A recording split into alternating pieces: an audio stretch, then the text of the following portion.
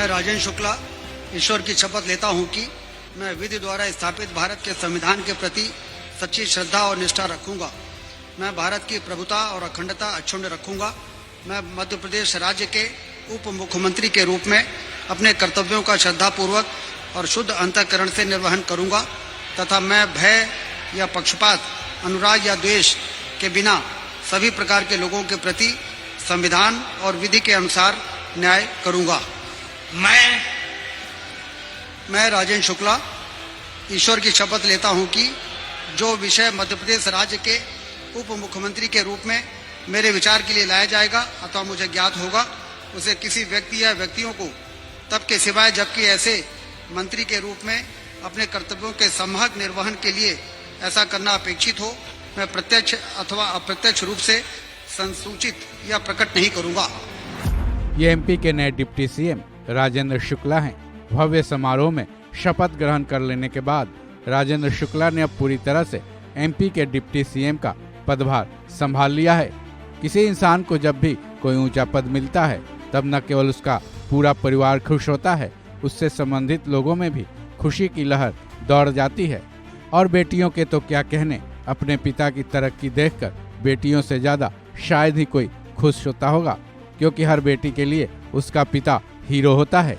तभी तो राजेंद्र शुक्ला को एमपी का डिप्टी सीएम बनाए जाने पर उनकी बेटी ऐश्वर्या शुक्ला की खुशी का ठिकाना न रहा। उन्होंने अपने पिता के एमपी के डिप्टी सीएम बनने पर न केवल अपनी खुशी जाहिर की, बल्कि उनके पिता किस क्षेत्र में सबसे ज्यादा योगदान आगे चलकर देंगे ये तक बताया।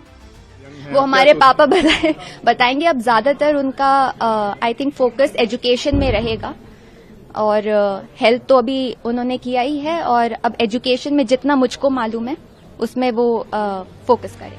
पिता को डिप्टी सीएम बनाए जाने पर बेटी ऐश्वर्या की खुशी उनके चेहरे पर साफ झलक रही है।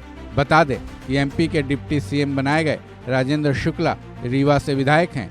हालांकि उनका नाम सीएम या डिप्टी सीएम की रेस में शामिल नहीं था, लेकिन बीजेपी ने डिप्टी सीएम के लिए उनका नाम लेकर सबको चौंका दिया है।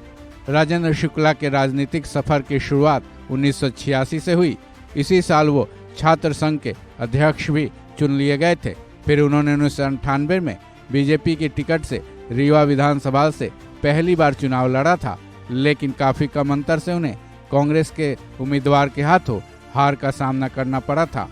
उमा भारती सरकार में वो मंत्री भी रह चुके हैं। शिवराज सरकार में भी उन्हें मंत्री पद सौंपा गया था। फिर इसी साल वो शिवराज सरकार में कैबिनेट मंत्री भी रहे और अब राजेंद्र शुक्ला एमपी के डिप्टी सीएम बन गए हैं, जिसके बाद उनकी बेटी की खुशी खूब झलकी। इस खबर में बस इतना ही। बाकी अपडेट्स के लिए जुड़े रहें वन इंडिया हिंदी के साथ।